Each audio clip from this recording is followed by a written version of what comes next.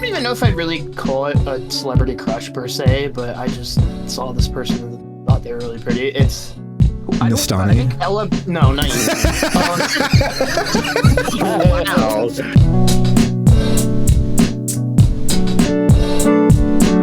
Steel Battalion is a mech game on the original Xbox whose controller is like an actual like flight sim thing. So you're doing like all the shit with the joysticks and everything to pilot the mech, and there's like a bunch of little bells and whistles on it. It cost like I think $150 at launch or some bullshit. It was crazy. Nobody asked. We delivered. Welcome back to the podcast, everyone. My name is Nestani. I can't believe you. I am used Jaxler. launch, bro. I'm DECosmic, and I just got manipulated. Bro got hit with the male manipulator tactic. That's crazy. I'm fucking it, bro. That is kind of a bummer. I mean, you did walk into it. I don't know what you wanted from me. I saw my opportunity and I capitalized. You know, I should have. The unstoppable force hit a very movable object. I moved that bitch. I should have guessed once you hit me with the, and then waited silently when you weren't interrupting at all. I should have known something was up. What do you mean? I never interrupt anyone ever. I don't know what you're talking about. Greatest lie ever told in modern media. Me and Pokey both never interrupt anyone when they're talking. No, I thought you were going to talk about me, dude. No, that's what I thought you were going to bring up. No, I was going to bring up Pokey. Yeah, you just don't. He was out of town last week. All right. He was out of town last week. It's all good. It's all good. It's all good. No, I was referring to Pokey because it was just really funny, that like one-to-one thing. Her always interrupting Lily, and I'm like, that's just me on this podcast. When anyone speaks ever, that isn't me. And sometimes I interrupt myself because I forget what I'm saying, and then I just start talking about something else, and then we're just here. Yeah, we're neither here nor there nor anywhere at that. You know, it's just, we're everything everywhere all at once. Did I get that correct? Yep. That is the title of that film. Directed by Michael Bay, baby. Because I know who's. I don't think that's directed by Michael. That would actually be such a. I would love an alternate universe where Michael Bay made that movie. I would love to see what it looks like. Wait, which in all movie? Everything Everywhere All at Once. Oh my god, you're right. yeah, dude, that would be such a crazy movie. That would be insane. Dude, you look back at those old Transformer movies, you're like, what the fuck? What was this guy? What do you mean? They're good. Great. What are you talking about? Yeah, the first one was. Oh, dude, they're kind of. All of them are great. The first four. Apparently, there's new ones out. I haven't seen them, but the first four are good. Dude, I don't know. Just some of like the jokes they make and stuff like that. I'm like, damn, dude, that's kind of crazy. But I don't know. I can't think of one off the top of my head. I haven't watched those movies. Shouts to Megan Fox. That's right. Shouts to the other girl too. I don't remember her name. Who is the second white girl? Who is she? Do we remember the other one? Hold on, I'm going. I'm searching up white girls right now. Just imagine, like, I still can't get over the fact that somehow MGK pulled Megan Fox. Like, what a generational blunder on Megan Fox's part. I just want to point out that my thing says white girl in Transformers, not Megan Fox. Rosie Huntington Whitley. Shouts to her as well. Shouts to her as well. That honestly sounds like a Little Women like character, like some British novel. It's the Rosies. To be honest, Jaxler, like Megan Fox is cool and all, but like I definitely understand why like Michael Bay fired her. Right? She has a couple of blunders in her time. Wait, what? Y'all know why Michael Bay fired her? No, I've not heard that. She compared him to Hitler, like in terms of how he ran the set or something like that. So like, I understand him firing her. Like if somebody I worked with compared me to Hitler, I'd be like, like get out of here, dog. Like, fair enough. I mean, he's also a weirdo because apparently part of her audition for Transformers was to wash his car. But like, well, to be fair, she did that in the movie. She did do that in the movie, but it is a little weird to do that. I mean, he just had to make sure that she was hot enough for the scene, I guess. I don't know how he would need to make sure of that. But I feel like it's pretty obvious. Do you guys have a celebrity crush? Which one?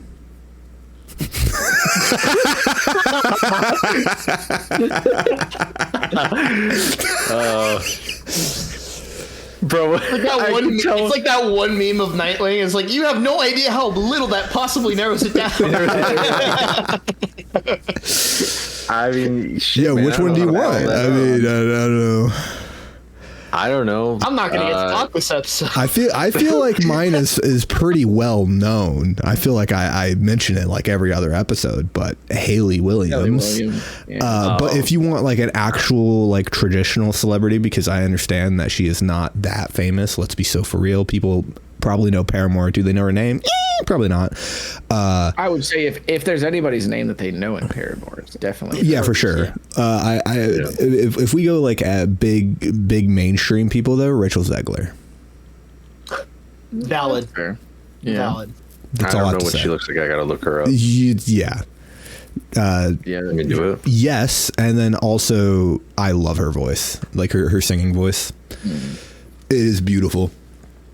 And Wow, then it's the her. Yeah, we've talked about her before. yeah, of course she's been mentioned before. Let's just be so for real. I love that woman. And then also, I mean, just the classic Zendaya. I don't think that needs any explanation ever. No. You know, Probably not. Cameron Brink, She's engaged now. WNBA Yeah. player, tall, hot. Like, I don't know if that, white woman. I don't know if I need to explain Cameron Brink anymore. I can keep going. Does anyone else have anyone to? I was gonna say I was gonna say I haven't really given this thought, so I'm like, You're like in your mind palace, just like. I'll be Yeah. honest. My list what ends after famous that. person do I want to fuck?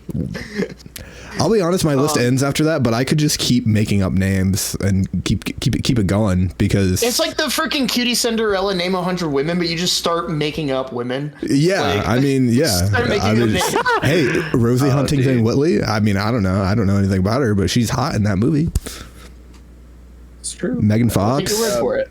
I mean, who wouldn't? Megan Fox. I mean, Yeah. like, come on. I'm lost, dude. I don't even know if I'd really call it a celebrity crush per se, but I just saw this person and like thought they were really pretty. It's I Nestani? think Ella. No, not you. Wow. No hesitation. That's not even a pause for a moment to think. Straight face for that. The sell on that was immaculate. I had to knock him Wow. down a peg because he just got the fresh cut. So it's like we gotta That's keep fair. his ego in check. I mean, Wow. I like, come on. But anywho, I guess my answer for that, I guess, would be Ella Purnell, who I think she's like the lead from the Fallout show. Ella Prune. Yeah. Purnell. Don't worry, Google got me with the Oh prune. yeah, she's pretty. Yeah. Based. Yeah. Yeah. Yeah. Wait, she kind of looks like what's that one the one girl in Stranger Things that streams? Her stream name is Bluefield. What is her actual name? Aw.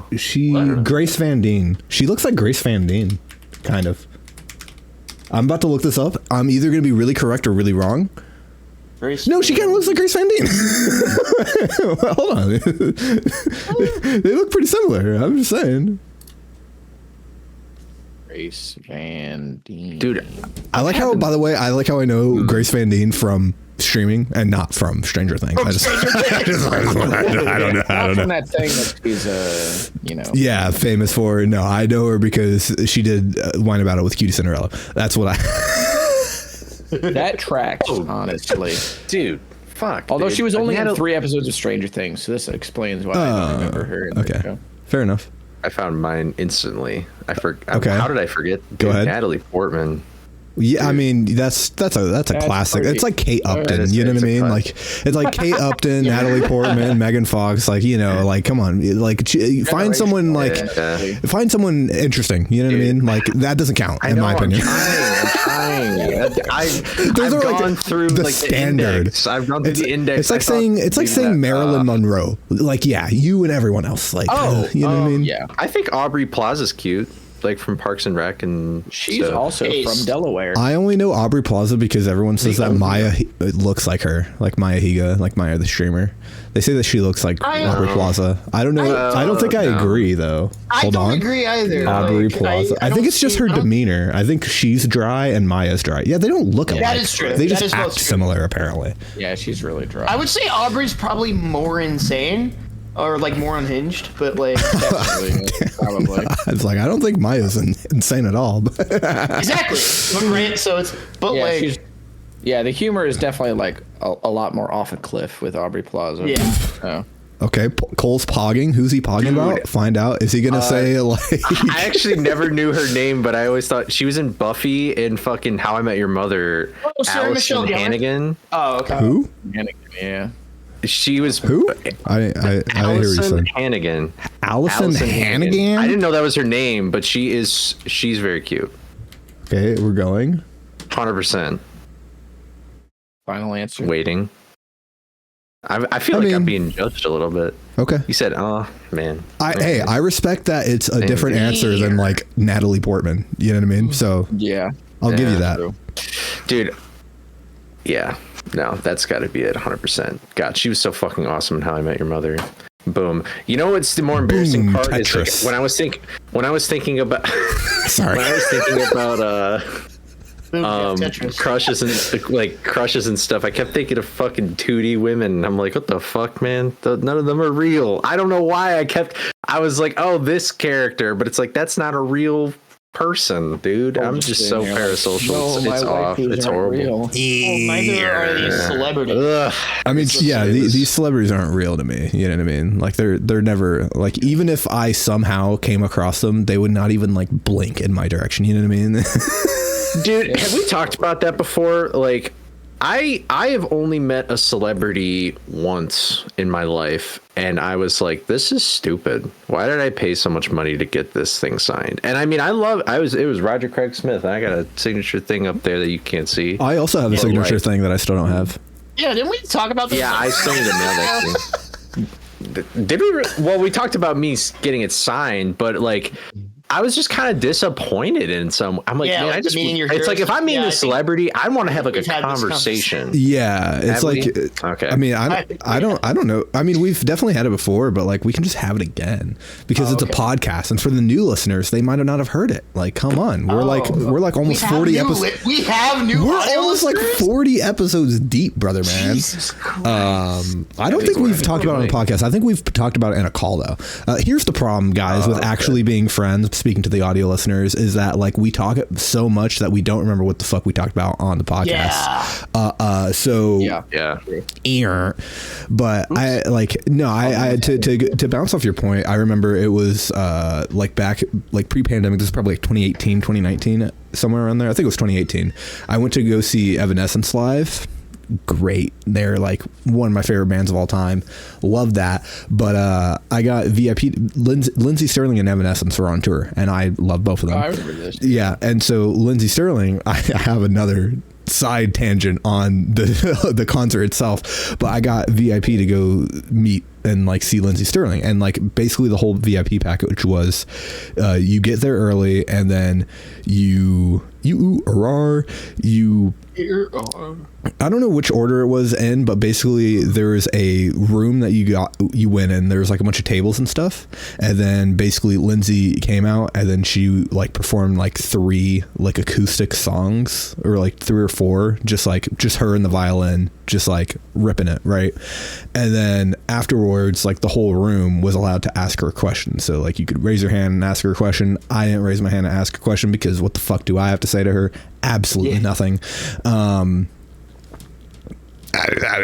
just didn't have a question, but that was cool. And then it came to like the meet and greet point where literally, I'm not shitting you, it was a line. You went up to her, you could say hello, pose for picture, leave. It is 4 seconds. It's 5 seconds max. So bad, like it's literally you're just there to get a photo. And to some people that's probably cool, they got a photo with like whoever the fuck they want to get a photo with, but for me it's like I don't like photos. I think I've gone on record many times saying that I don't give a shit about photos. I'd much rather have a video per se. I value videos very highly. Photos I think are kind of pointless because you lose a lot of the meaning. You know what I mean? It's like, because even going towards like, you know, if like your grandparents dead, you would much rather see a video of them talking about you or to you or saying that they love you rather than just seeing a photo, like a lifeless photo in like a fucking book. Like that's how I feel about it. I understand that that's an unpopular opinion, but you know what I mean? But regardless, like that was like my whole experience. And I was like, man, I really spent like $300 to do that, and like I didn't really have to. It's expensive. And it was also funny because like I originally wanted to get VIP for Evanescence because I super fuck with Evanescence, but I didn't get that. So then I was like, well, I was gonna spend the money anyway. I might as well go see Lindsey Sterling because I love Lindsey Sterling as well. I mean, I've listened to her for years and years and years. But yeah, very talented. Yeah. Yeah. And then I met and then I had a voice crack and I participated like Cosmic in episode 2. And then a random throwback. Deep cut for the original voice crack out there. Throwback to when I was 40 pounds heavier. Hey, throwback when I was 30 pounds heavier as well. That's great. We're all just losing weight besides Cole. Actually, he's lost weight because of We Fit training. It's probably just me. You got to get on it, big dog. Wait, you've been working out though. Like you're, I have been. Yeah. We're all. I'm maintaining it is the thing. Yeah, so I mean, you're already pretty fucking skinny, runners. so you're pretty much just trading like fat for muscle, basically, is all you're doing. Damn, he just donut-walled me. That's crazy. Okay. Yeah, get fucked. Word. No. Anyway, so I met Jake Hill as well, who, if you all don't know Jake Hill, he is a rapper, and he was my top Spotify artist for 4 years straight. Okay. And I met him when I finally got to see him in concert, I think post-pandemic. It was pretty cool. It was the same thing, but it was like after the concert, he just came out to just like hang and chill and like talk, and like I had the opportunity to say more to him, but like I didn't really have anything to say because again, it's just like, what am I gonna do? Walk up to him and be like, hey man, your music saved my life? Like, I don't know. I don't think like that's very necessary for me to say to him. You know what I mean? Yeah. It's just like whatever. And then I also met Maisie Peters, which I still remember because this is like my only good celebrity meeting because she did the same thing where she stood outside, except that she would actually have like a longer conversation like with everyone. So like we probably waited like 30 minutes. It was a really small venue, so really small crowd, but like it was still like there's so little of she could actually give you time. And I remember just like bawling like as I was talking to her. Aww. And then she like hugged me, and I still remember the hug to this day. Yeah, that was like the best experience.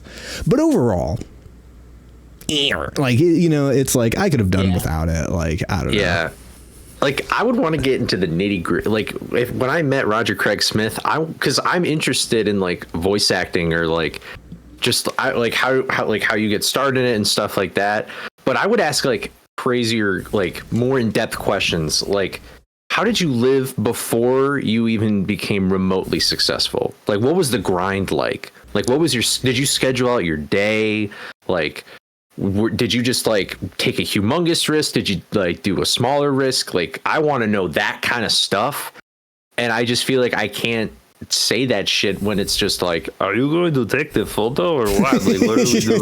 Like, like, why are we talking? And it's like, I want to suck your blood. Yeah. I do not know why I made it. Why did you become Dracula? I don't know. Well, now I'm coming Italian. But anyway, this is a bit like. But that's what I want to. But that's what I want to ask them about, like that kind of stuff. Like, but it's like, why? I don't know. Yeah. It's not even. It's also something that's hard to like formulate as a question if they had like a Q&A thing. Yeah, exactly. It's like you don't really like have like, at least in my case, like I don't really have specific questions, but I just think it would be cool to just talk to them. You know what I mean? Yeah. Like actually just having like a conversation. But even then, it's like I don't even know like if I was put in a situation where, like, let's say I got to meet Haley Williams, like, what the fuck would I ask her? Like, I don't know. You know what I mean? It's just like, I feel like at some point, it's like, I also don't even know what I would say if given the opportunity.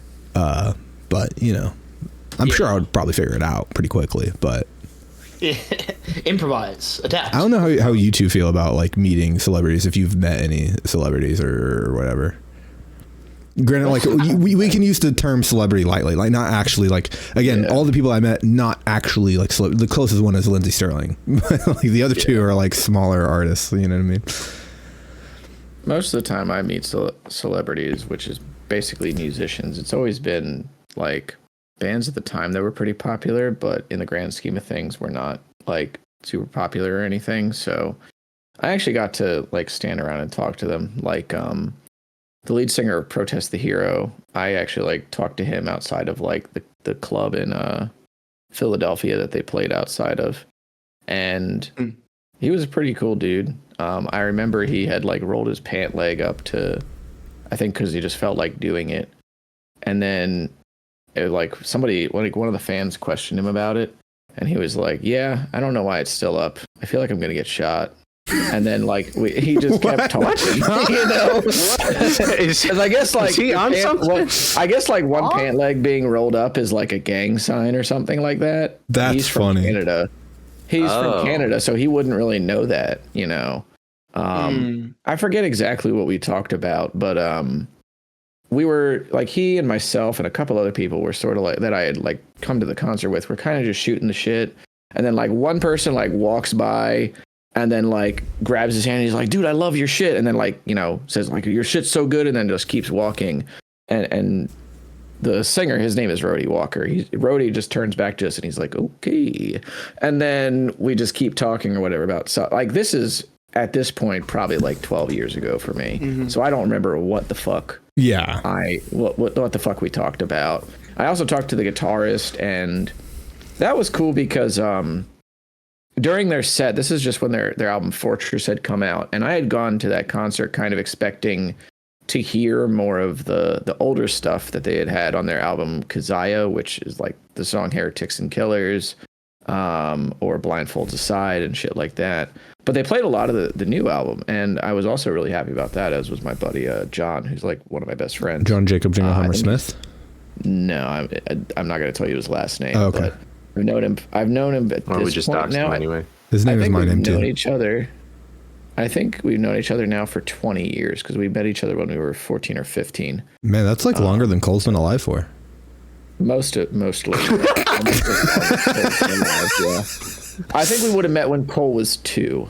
So,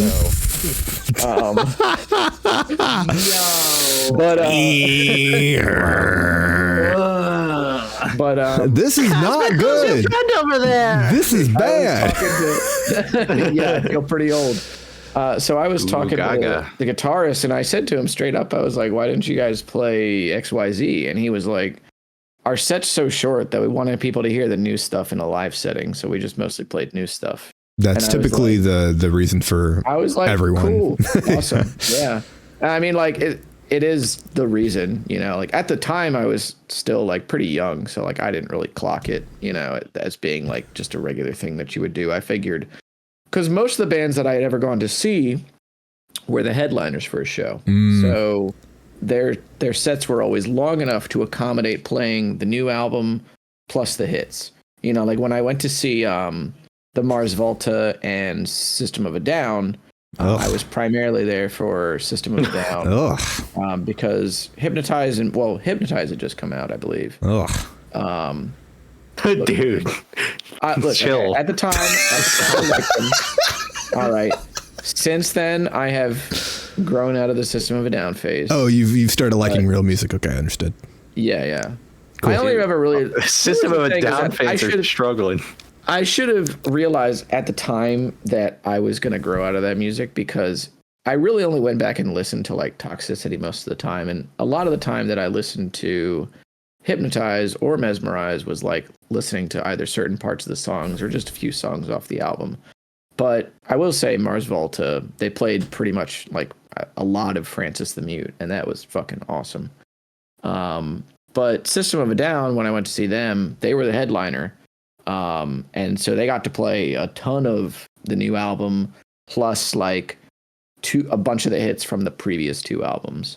When I saw Dragon Force, they were headlining for hits and quotations. All That Remains. Hits. I mean, they were hits at the time. This is pretty undeniable, I would say. Mm-hmm. Sure. I'm sorry you're mad. Bro is drinking the haterade. I was gonna say, I'm sorry. I'm sorry you're mad and wrong, but that's just how the climate was. I'm mad and correct.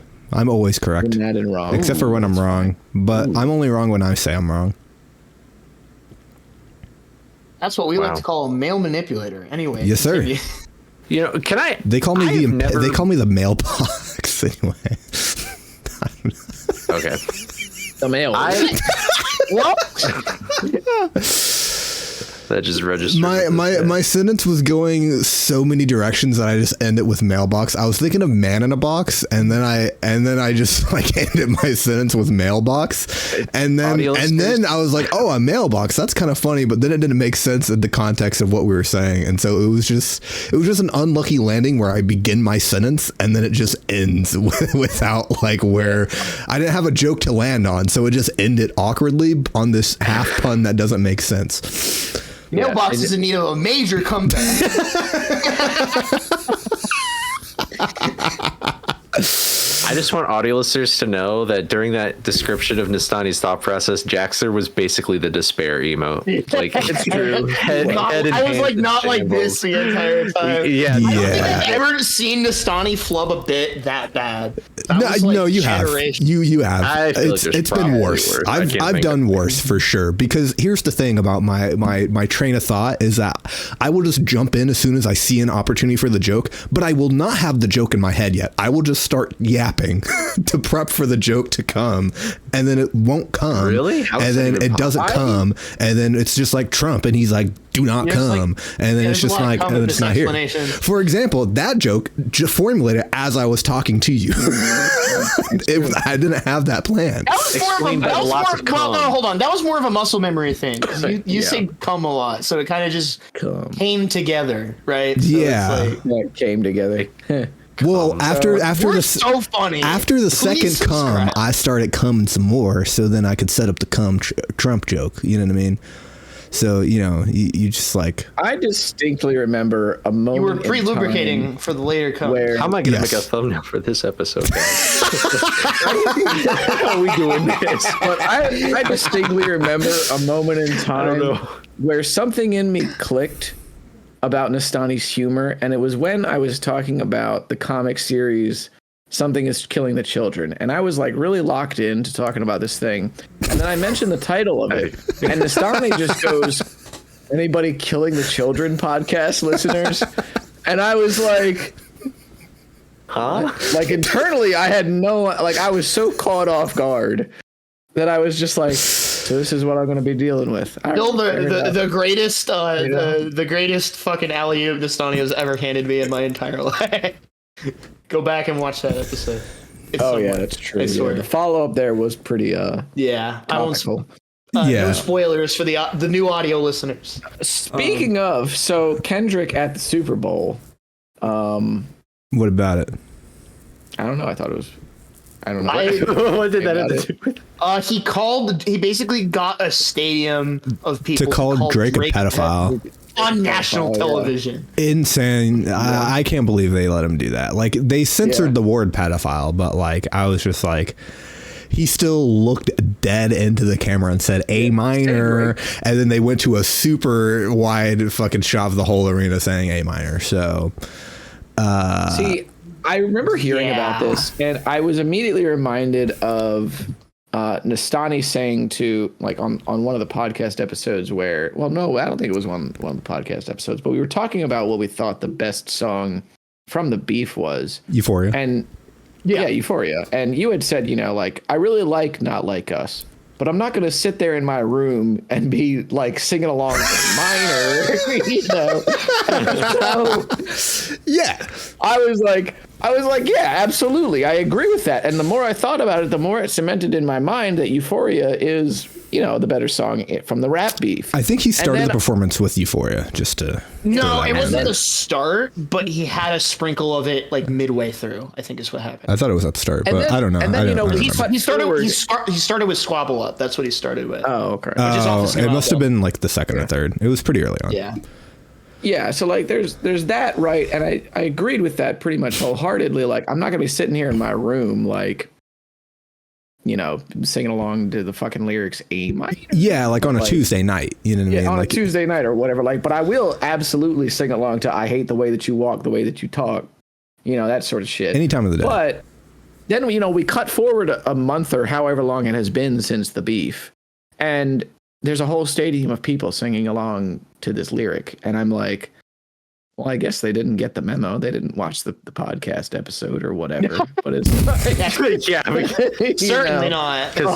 Yeah. Well, here's the thing: is that like it is fine to sing along in the context of that really fun time to sing along to A minor whenever Drake's on this, not Drake, whenever Kendrick's on the Super Bowl stage. On the stage, yeah. Like, if you go see him in concert, it's allowed. But like, again, if I'm sitting alone in my room on a Thursday night at 8:52 p.m., like, I'm not just gonna be like, hey, minor, like in my room, and then my mom's like, what are you talking about? I guess I'm coming from the perspective of like, are you grooming people again?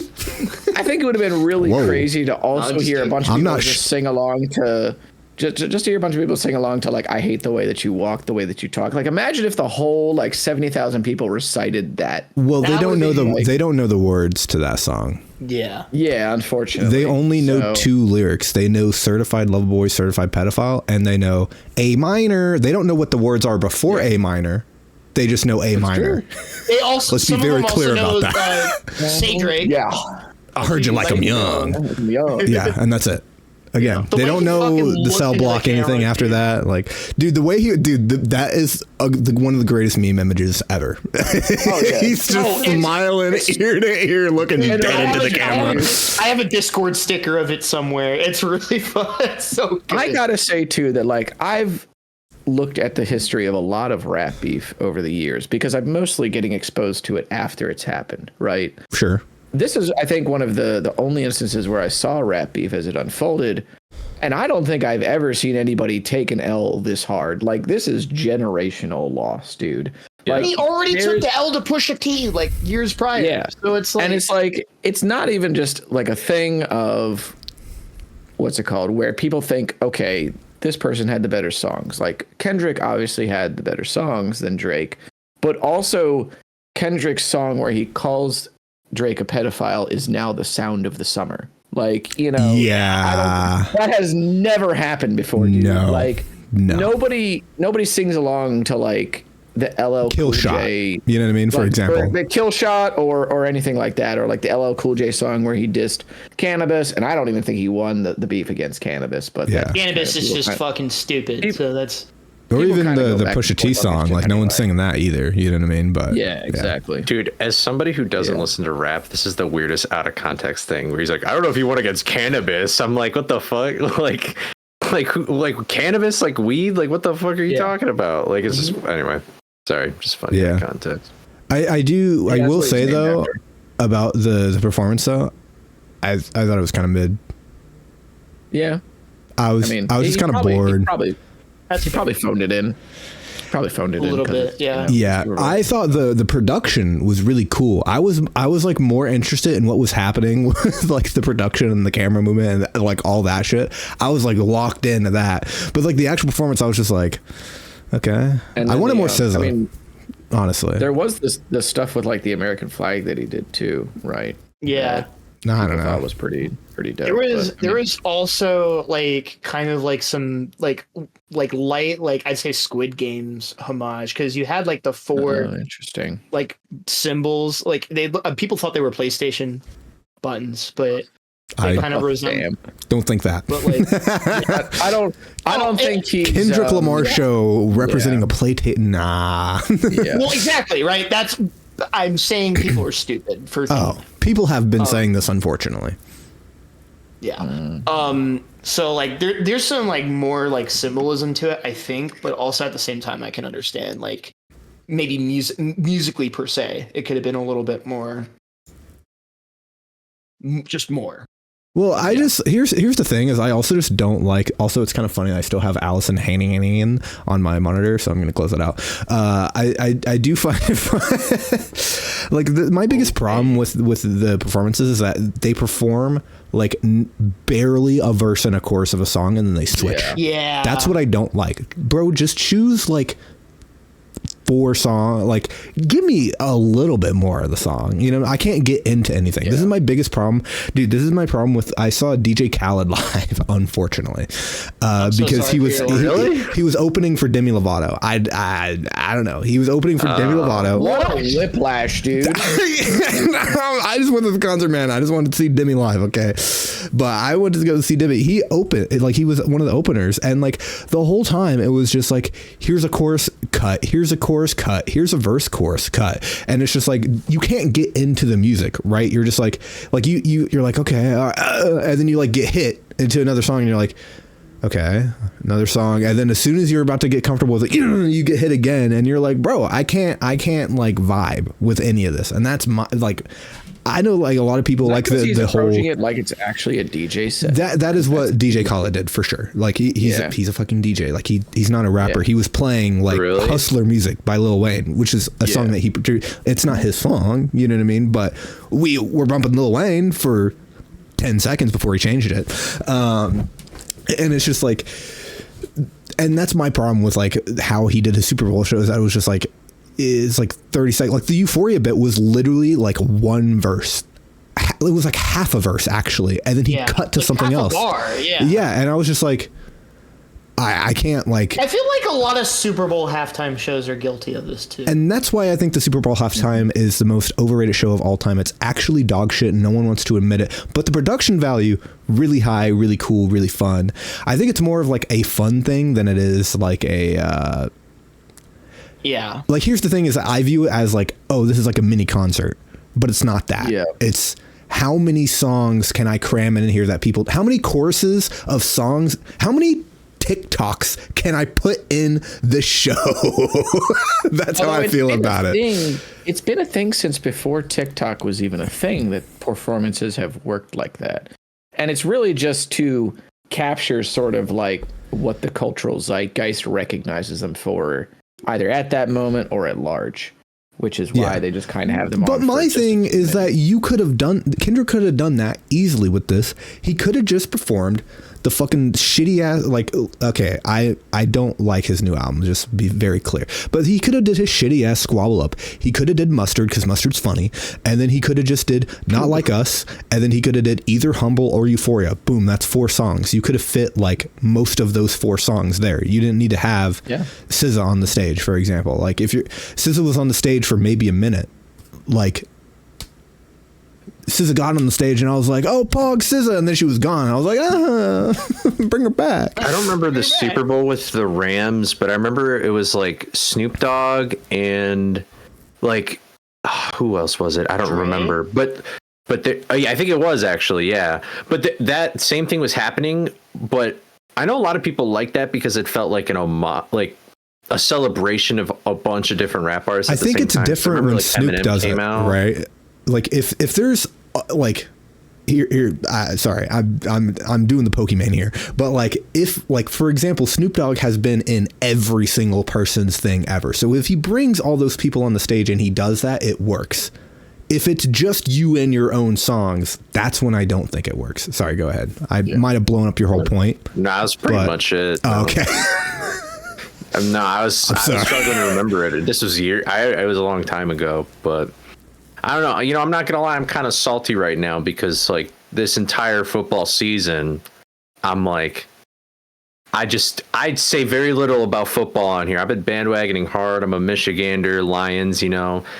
Then they threw it And now you guys are like, let's talk about like the NFL. Let's be very clear. We're not talking about we're not talking about football. We're talking about we're talking about the real show that happens at the Super Bowl, which is the halftime show, and then all the other stuff around it is filler. You know what I mean? So well, to be fair, the last like 3 Super Bowls have been kind of like whatever. So yeah, no, I don't give a fuck about that. I'm just but being hey, a salty Lions fan. Philadelphia won, which means that Mango's drunk as fuck, which means that Mango is not winning Genesis this year. Yeah. What's it Dude, called? I really didn't notice it until recently as well. It's like we really are in kind of the Melee off season right now. Like we really haven't had all that much Smash. And I think that's just because I'm off Twitter now, and like all of Smash is still on Twitter, and like none of it's over on Blue Sky Land. I think it's part of that, honestly, but also we haven't had a tournament since the New Year. Like I think it was like the normal like New Year's event that they run. Like that was like the last like tourney, I think. Yeah. Bro. Huh. Actually, when was the tournament that Moki won? Hold on. Moki tournament win. What tournament was this? Oh yeah, he did win a tournament. It was Don't Park on the Grass, which was in 24. Oh, okay, yeah, Don't Park. When was that? That was like December. Okay, yeah, that's probably the major we're thinking. Yeah, that was like the last major of the year, I'm pretty sure. I can't find the date. No one's posting the date.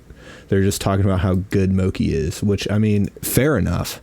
Yeah, that dude is a fucking it was in November, so I think there was another. I think the Melee. Nouns Invitational happened. Nouns. Oh, that was like the end of the year thing, kind of.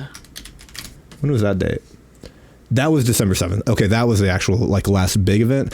And then You're Welcome, the other two, for those that love Melee. The other two people in this call both start with a C. I was like, dude, I don't know what the fuck but you're talking. but I think like the last like major, that was like the last major, but then like the last like semi-major event, like if you're a Melee head, was I think the New Year's event that they run in New York. Yeah. Like every year. Yeah. Do you guys follow Smash Ultimate at all or not really? Fuck No. I used Is to. it that bad? No, It's it's bad, fun. No, I don't say it's bad. I think it's fun, but my problem is that my favorite player is Nairo. And Nairo, I'm lost. So basically, the super duper TLDR is that Nairo was part of the whole big wave in 2020 of smashers that were pedophiles, except that like he actually wasn't, but he's still banned on Twitch, so he can't participate in tournaments. And that's the super TLDR. It's a lot more muddy than that. And you can argue, like some people don't believe that he's innocent or completely innocent, but I don't know. I trust the certain people around him, like Light specifically. Like Light isn't gonna fuck with him if he, like, you know what I mean. Like Light is a very straight shooter. If Light's saying that you're cool, you're probably cool, which is probably not the greatest barometer given the other track record of people in Ultimate. But I feel like Light is a lot like Mango, where like he's just gonna say what he means and thinks, and it's not really gonna change. Yeah, and you can like. You can get a pretty honest reaction. But yeah, so Nairo doesn't compete anymore. I like Tweak a lot, but also Tweak has like the what's it called? The presence of a piece of cardboard, unfortunately. So like it's really hard to latch. Yeah, it's really hard to latch on him, but I do love watching his play style. I like watching him play. I think he's really cool. I also used to watch Tweak Talks for a while, and then I kind of fell out of it because, again, cardboard, like I got a little bored, but Tweak's my boy. But like Light, I also watch Lights Out for a bit. I watch Light's podcast because he has a podcast too. I watch a lot of podcasts, by the way, guys. But then I fell out of Light's podcast as well. That was with like Light, EE, and Cosmos. Really fucking funny podcast. That sounds like a riot. The opposite of a Nightmare Blunt Rotation. Yeah, no, it's good. I stopped watching it. Dream Blunt Rotation. Pretty much. I stopped watching that though too, and then pretty much whenever I stopped watching that is when I stopped watching like Ultimate at large, because ultimately, like pun intended, ultimately I think a big reason, like, you don't just watch tournaments, you watch the content creators and then they draw you to the tournaments, at least in my experience. Like especially with Ultimate. I think with any esports ever, besides like Smite, that's like the only one for me where I'll just watch Smite, but I don't watch Smite content. But like, for example, with Melee, like I literally got into Melee because of the whole like I think it was the Score Esports. They did like a docu-series about like each of the 5 gods. That like got me in. I watched the Leffens one, and then I was like, I'm a Leffen fan, yeah. And then I started as a Leffen fan, and then I saw Mango, and I was like, nah, I'm a Mango fan. But then like I would watch, like for example in 2021, 2022, I was super deep into Mango. Pause. I was super deep into celebrity crushes. Hell no. But like I would be in that bitch's stream like every single day. And so like I was really invested into Melee at the time because he was also very invested in Melee, which made me in turn very invested in Melee, and it was this kind of spiral. And then like this, like for example, this past year, I haven't really watched Mango that much. I watched a good amount of Cody, but Cody didn't really compete seriously for like most of this year. Like he would compete, but like it was like he's also splitting time with Rivals 2 as well. Yeah, he's splitting time with Rivals 2. He intentionally took a break, took a step away to deal with his house, getting his family right, basically, which respectable. But like I like for example, all last year I didn't really tune into a lot of Melee tournaments in comparison to like 23 and 22 and 21. That's when I was like super heavy into it. This year I'm probably going to tune into a lot because Cody's streaming again, he's back, and so I'm probably going to be back as well. But for me it really depends on like, is Mango and Cody around? If yes, I'm probably invested. If no, I don't really attach to any of the other players. I like a lot of the players. I like some of the players, but what the fuck do they know about? Anyway, they know about cameras. But yeah, anyway, Cosmic, you were saying that that does not, you don't give a fuck about anyone. You just watch the sport for the sport.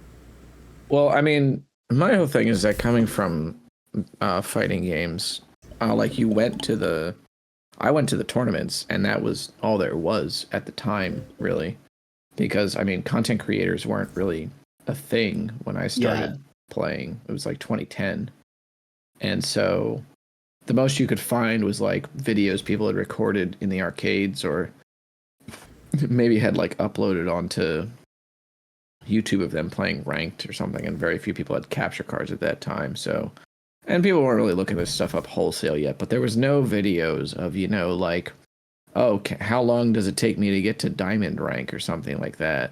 And I mean, this was sort of even budding in 2013 still, when I got into League, but I watched League just for League. I didn't really follow any of the content creators from that. You didn't follow Lily Pichu? No. Yeah, honestly, sometimes if a big esports event or like channel is like having something going on and it just gets recommended in the Twitch sidebar, I'll just click on it to like League Worlds. Yeah, I'll watch League Worlds for like 5 minutes, and then I'm like, why am I watching League of Legends? And then I close the tab. But or like the international, or a lot of the Pokemon stuff as well. So like Pokemon VGC. Pokken as well, when that was a big thing and they were still supporting that game. I would tune in for stuff like that. Yeah, I mean, I used to watch LCS all the time, like, and I would even watch the European League. Sometimes if I had a spare moment, I would watch like the OGN VOD, which is the Korean league. And they would have because they would have English casters on there as well, to do that. And I never really followed any of the players to their stream, mostly because, I mean, they're League of Legends players, bro. Well, the people that like I would have been into watching were like Sneaky or Meteos or something, and they're just kind of funny.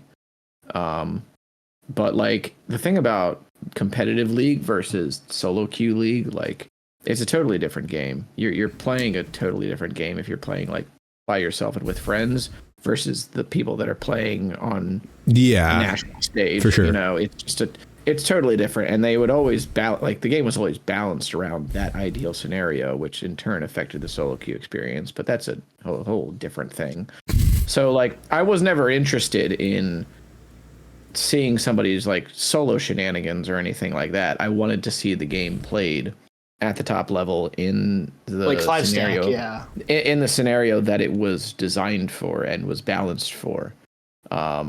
So that was why I never really got into them. I mean, the thing was that like America also kind of held or North America kind of held on hope year after year to get better at the game. And, I didn't hold on to any of that hope because there's a lot of like there's a lot of like celebrity worship and a lot of like really weird cultural stuff that I think prevents us. And this wasn't even an infrastructure thing. Like infrastructure was a problem, or lack thereof was a problem in the early days of esports for us compared to other countries. But there is something about the way that we play games that is, I feel, in at least a little bit inherently more prideful than other regions, and that like pridefulness ends up getting in the way of like how our players at a competitive level improve, because it's like I see this in fighting games too. Like Mango Amara. Like if somebody comes up with a new strategy, right? Like let's say somebody from the East or something like that comes up with a new strategy. I've seen on Twitter where they'll like post like a new setup for a character in a fighting game, and then other people are like expanding on this. Like people will say, "Oh, well, maybe we can try this," or "Oh, I wonder what my character can do in this situation," or something like that. But if you go and like you watch somebody do a setup or something new with a character in America or even in parts of Europe now, the people that are commenting on these things in English are like, "Wow, this seems really broken. Wow, this is so dumb. Wow, this isn't even that good, actually. Look at how this counterplay to it if I know you're going to do it." And it's like, there's something inherently more prideful about the way that we play games. And I think also that players in the West get entitled to, like, when they do well, they feel that they shouldn't have to keep proving that they are doing well. Like, I don't think I probably have to remind some people that don't watch League, but Faker, who is like the Michael Jordan of League of Legends. Some would say he's the LeBron James, but yeah. Or LeBron James, yeah. I think there's more of a consensus around Michael, but there should be more of a consensus around LeBron. I agree. But there was a point where Faker got benched on his team that he had led to three or four previous world's titles.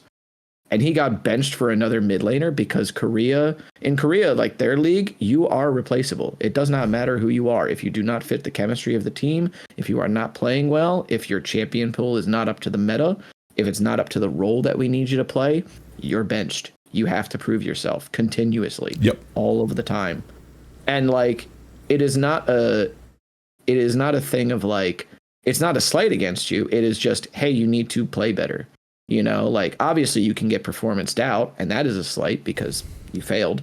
But it's not like people don't, like the players there don't seem to take it as a personal attack, because Faker eventually got re-benched, or re-put back in the main lineup. So clearly he proved himself. Yeah.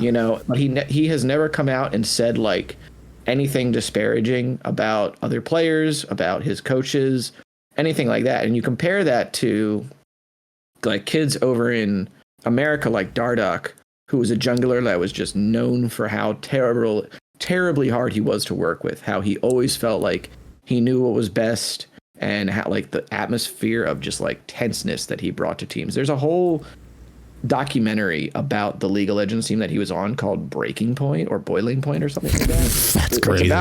It's about Team Liquid, and it's about like partially him as well as all these other players that were on Team Liquid at the time, and the terrible environment for that team. And like he was constantly talking back to the coach and like all this other stuff. And like one of the things that he said like to one of the leader of the org was saying like, "Oh, you don't think this means a lot to me? I dropped out of high school for this." And if I were in the CEO's position, I'd have been like, "Well, you should have stayed in school, kid."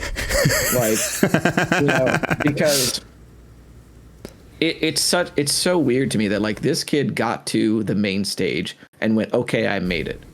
When you get to the main stage in a place like Korea or Taiwan, or now recently China, that is the first step. Yeah. Like you are there.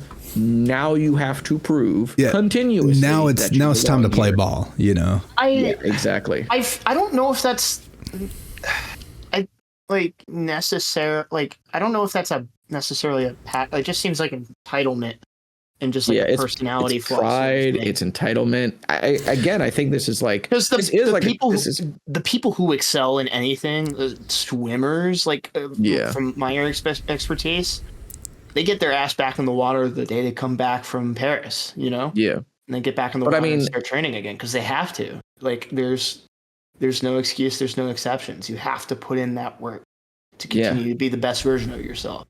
To be clear, I'm not trying to make a sweeping statement about like all sports in the West. I'm just trying to make a statement about esports.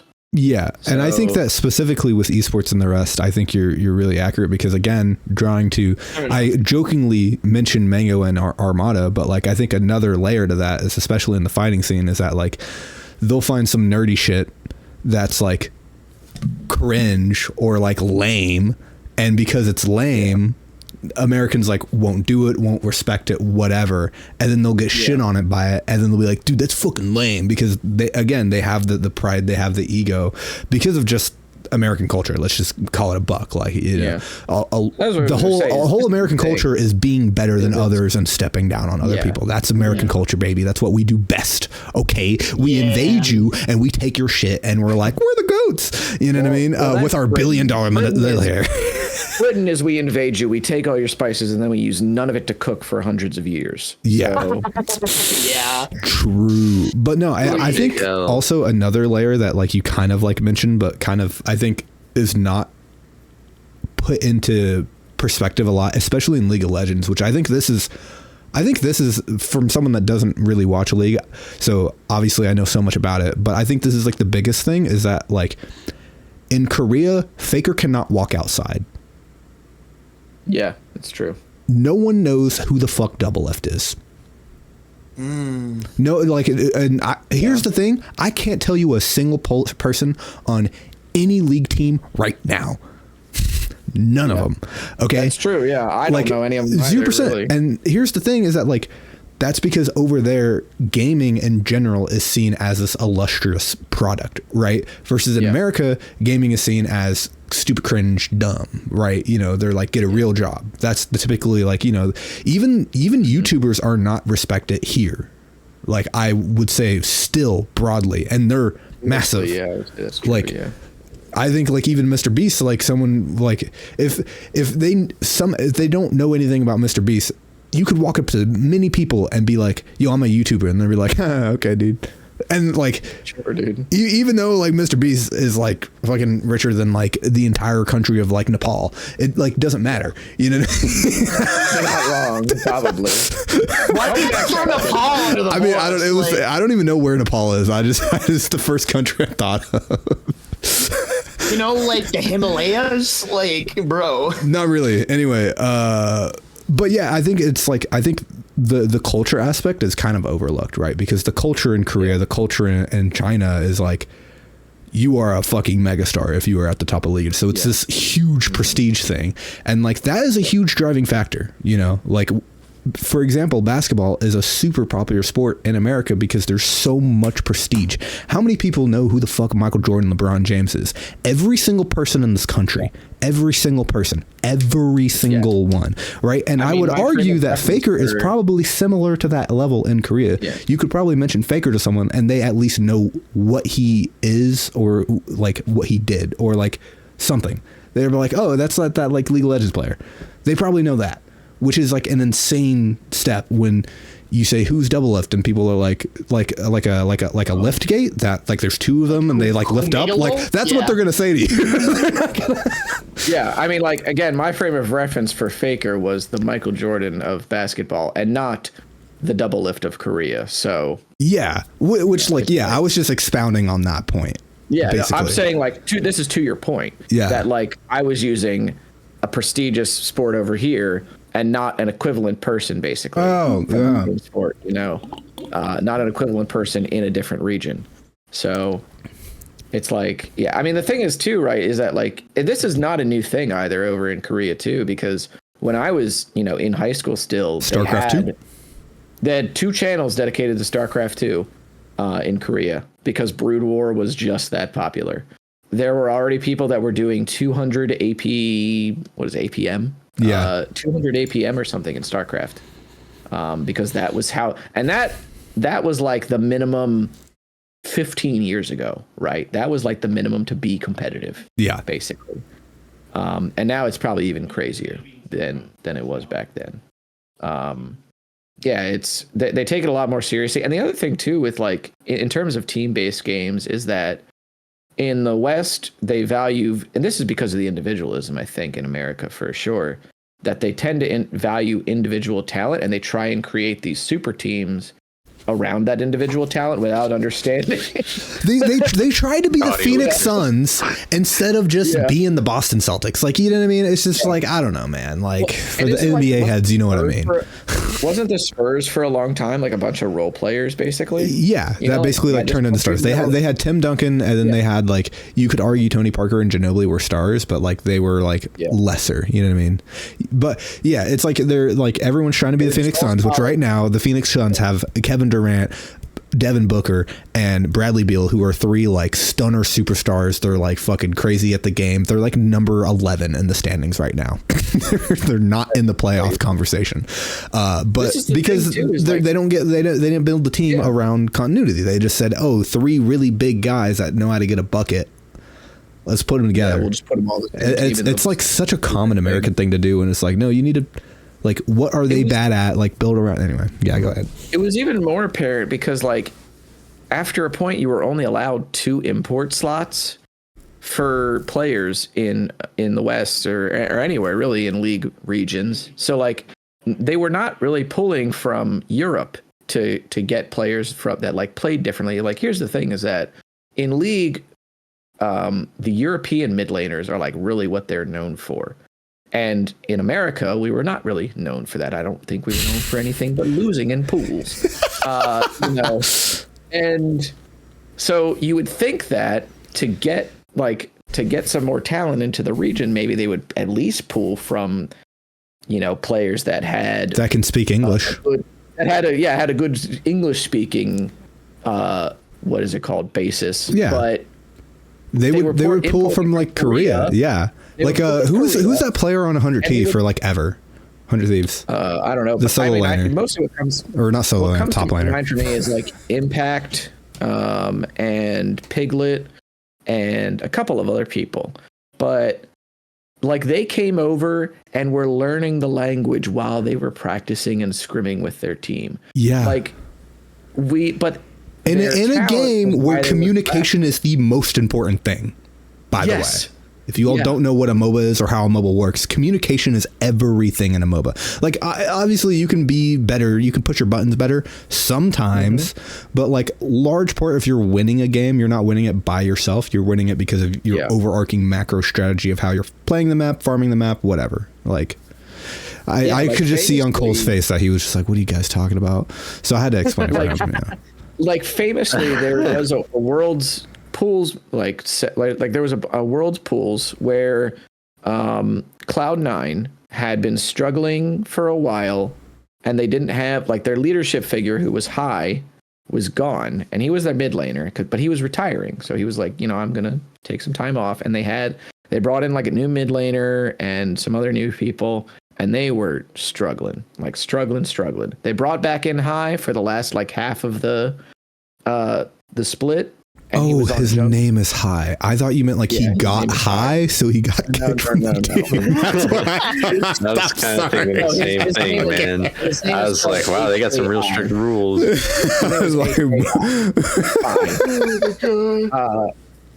So they brought him in for the last part of the split, and they ended up going as the 3rd seed for America.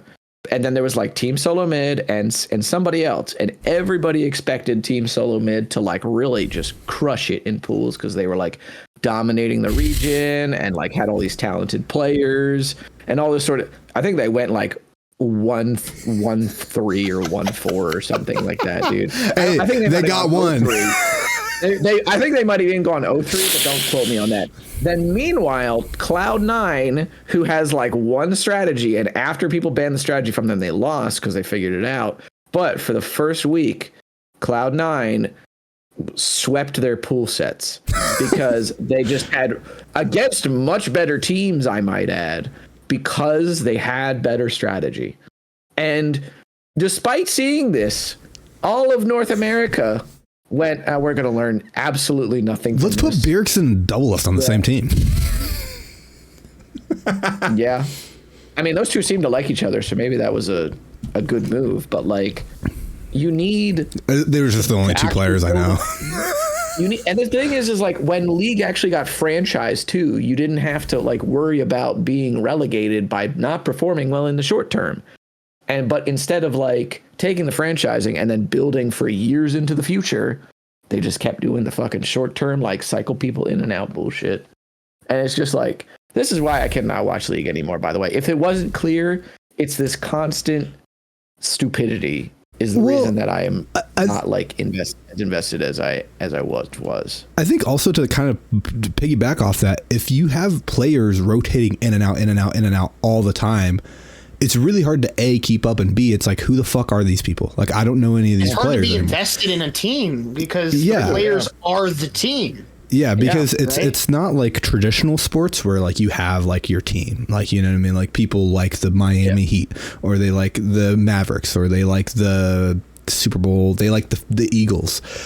You know, in esports, no one really has a team affiliation. Like, we don't give a fuck about the teams. Like, if you're watching esports, you like the players, because I think also the reason for that, just stepping away for a moment, is that you can be in their streams, you can be on their Twitters, you have a lot more direct access to them, right? And so it builds, like, you follow the players, you don't really follow the team, right? And I think that the other thing too is that like there's less of a degree of separation. I cannot play ball like LeBron at all, but I'm sure I can hit buttons at least similarly to some people that are like, you know, that are decently good at League, you know. Like, I do not have the body to go out and run around like any of these pro basketball players.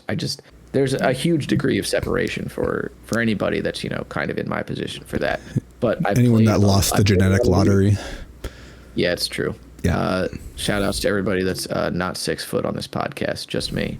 But like, hey, if it makes you feel any better, all of us would be the tiniest people on an NBA court. That's true too. That's true. Yeah. You know how small Steph Curry looks?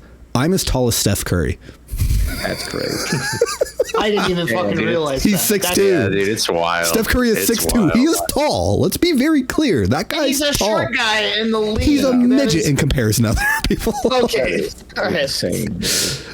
Yeah, like, I mean, you can. That's the other thing too, is like not everybody can just go out and like play ball or play football or play hockey with their friends on it at the drop of a hat. You can always go and play a video game with your friends and get something similar to the experience of these esports players too.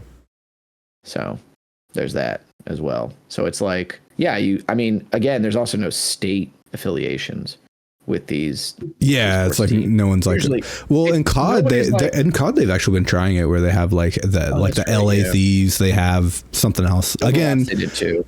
I only know about 100 Thieves, as you could probably tell. Yeah, Nate Shot. Love Nate Shot. Well, I like him sometimes. They tried this. He's kind of weird nowadays. Well, in the Overwatch League, and the Overwatch kind of went belly up. You know. Well, Overwatch is just bad. Yeah, I thought that game was pretty good until like the rank it happened. So I thought it was pretty fun. I think all hero shooters are. I think it's just a bad genre. But anyway, sorry. Team Fortress 2. Whoa. Agreed. TF2 is hot. Yeah. TF2 is fun. I remember one of my buddies that had played. One of my buddies had played TF2 for like 10 years or something prior to Overwatch coming out. And he was like, so he says to me, you know, oh, Overwatch is TF2 for scrubs. And I was like, that's fair. And he said, just for comparison, I call TF2 Quake for scrubs. And I was like, you know, fair enough, honestly. Yeah, sure. Yeah, fair enough. Cole, how did you enjoy our esports talk? Did you have a good time over there? I asked my 8-ball if the conversation would ever end, and it said without a doubt, and I was like, thank God. So, dude, I had no idea what the fuck anybody was talking about, but I can at least agree that, like, I'm thinking about it from just, like, any kind of tournament stance. Like, I definitely follow the individuals involved instead of just, like, the actual tournament that's going on. Like, I could at least follow that part of the combo, you know? I think also it's like kind of a dynamic shift as well recently, because I think even like, I can't speak for any other sport other than the NBA. So we're back to the NBA, everyone. I hope you enjoy your stay, but I'll keep it brief. But like, basically, like a lot of people have their team, like they like the Miami Heat or the whatever, who cares, right? But like, I think a lot of things nowadays, people are it's shifting in the NBA where you're actually more attached to the player because these players are getting traded all over the place, a lot. And also franchises are making really dumb decisions like the Dallas Mavericks, and they traded this superstar at 26, top 3 player in the league. And so it makes it hard to like want to keep cheering for that organization when like the beating heart and soul of the organization is normally a star player. And if star players are able to be traded willy-nilly, how can you be loyal to an organization when like typically, like for example, Lakers, you think about Kobe, okay? Like Kobe was there the whole time. Mavericks, you think about fucking Dirk, right? And it's just like these are the beating hearts, and if you rip out the beating heart, then it's hard to attach to it. And I think that's what we're seeing in the NBA nowadays, and that's why I think the shift is coming up. Because I remember I watch a lot of NBA shorts, but like during the whole Luka trade thing, there's a lot of comments of like, I just realized I'm not a Denver Nuggets fan. If they trade Jokic, I'm just gonna go watch wherever Jokic is and be a Jokic fan. If they trade Giannis, I'm going to go wherever Giannis is going and be a Giannis fan. If they trade whoever, name any like I think it's a star little player. different because like regionally speaking, like for example, like people in my state of Indiana are going to be Pacers fans. They're going to be Colts fans because that's their home region. And they're like, yeah. Right? I think it depends. I think more of it is changing though, because for example, I guarantee you though, there's a lot of Dallas Mavericks fans that are Lakers fans now because Luka left, and they might even live in Dallas, but they might just be like, I want to follow Luka. I still think it exists, but I think there's like a shift where there's like a good chunk of like NBA fans now that are going more towards the esports side of things, which is you follow the player, right? You never follow a team in esports, but I just think that's like an interesting thing where like, I think it's with especially Cole's generation and younger, I feel like most of those people are more attaching to players and individuals rather than teams. Probably because they, again, more access. Again, Twitter, more access, Instagram is access. People are starting to grow up like with content everywhere. True. Yeah. That's a good point. Like, the existence of like, you know, like when people talk about the internet was something that came home one day, like for us, like influencers weren't a thing. And then it kind of became this thing, right? And now people are growing up where influencers always have been a thing and will continue to be a thing. So it's like the medium, once again, is the message. Mm-hmm. And the message of this podcast is to subscribe right now and like the video and rate us 5 stars on Spotify and comment on Spotify too. Fuck it. Run it. Yeah, run it. Yippee. I did not know Spotify had comments. That's incredibly. Be the first to comment on Spotify. We've had a couple comments on Spotify. Only to comment on Spotify. Actually, I think I forget his name, but there is one person who comments on our Spotify from time to time.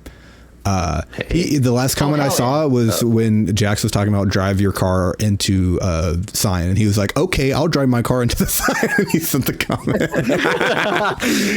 Shouts to that guy. I forget his name, but that's my goat. He's the only commenter on Spotify so far. So that's my goat. Does anyone have anything to shout out before we? Yeah. So on Sunday, the Sunday after this comes out, Sunday. I do a community-based speedrun event channel called DMC Speedruns on Twitch. Devil May Cry 3's original Japanese release is going to be 20 years old on the 17th of February. Wow. We were going to have an event on the 17th, but the runners that I wanted to have for the event were not available really that day due to time zone differences, so we're going to have it on the 16th instead. It'll be about 12 p.m. Eastern Standard Time. Or whatever. I think now for me it's like 9 p.m. But yeah, if you're in the Eastern time zone, you'll know where that is, and then you can spread the word to all your friends. But it's twitch.tv/DMC Speedruns. We're gonna have some of the newer faces in the community actually doing some runs, and then maybe like some me. OGs and people. Yeah, I'm gonna be there. Yeah, I'm sure. You want to do comms for Devil May Cry 3? I'll do it. Fuck it. That actually be kind of funny. I'll do people first. That if we run out of options, I got you. So. What do you mean? I'm not the first option? Come on. Honestly, no. I think I could do it. No. I would bring a certain energy, and you know that I would bring a certain energy. Now, do you want that energy? Most people don't. That's true, yeah. That's why I don't have a girlfriend. But we're gonna have among other reasons. We're gonna have people run. Well, one of the reasons is not my hairline. That's for sure. That's true. That shit crispy. True. So we're gonna have somebody. We're gonna have two people run the two main categories for that game, which are Dante and Virgil, any percent. And then we're gonna actually have somebody do the Dante collect all, kill everything category. And that's about an hour and a half. So it's basically all collectibles, all bosses. We should have just called it Dante ACAB, but like that would have been too cool, I guess. But now it's called Dante Cake, so they're gonna run that, and it's pretty dope. So hopefully we'll see you at that event. It'll be fun. For me, I'm still plugging away at another big ass video. So I finished the script for it today, the day we're filming, and it's sitting at 26 and a half pages of just. Oh my god! Yeah. That's kind of. So does that include like a syllabus or whatever you call it, like a little? Nope. That's gonna be a really long video. It is going to be a really long video. Oh my god! I'm fucking doomed, dude. It's you spent like so much time writing. It's actually. Yeah. Oh wow! Yeah. He spent more time writing than you do procrastinating, Cole. It's a lot of writing. When do I procrastinate?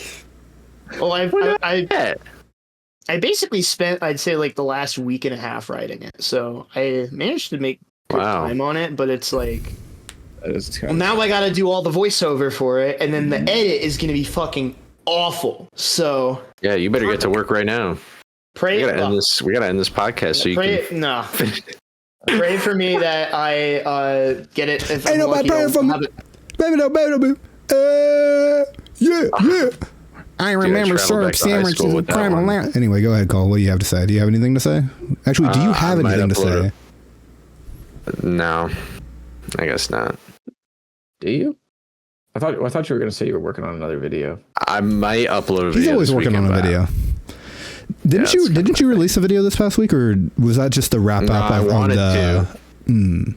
Okay. I wanted to, but I didn't.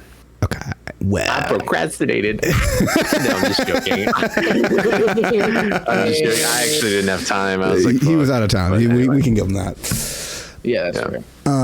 As for me, I have I'm in hell right now, but I have a full-time job now. Yippee! And they're keeping the other guy, so my life won't suck. Thank God. My life will not suck. Let's go. It's looking up. I mean, I'm still fucking up to here, but Mario streams will resume as soon as I figure out how to set up the practice tool on this console. Yeah, the retro tank. I thought I set it up. I'm stupid. I can't figure it out. I'm probably gonna have to ask one of these people for help as soon as we get off this call. The Mario streams will resume when morale improves. Unironically, yeah, that's true. Well, anyway, goodbye, and everyone. with that, get the fuck out of here. All right. Bye-bye. Will you come? Oh.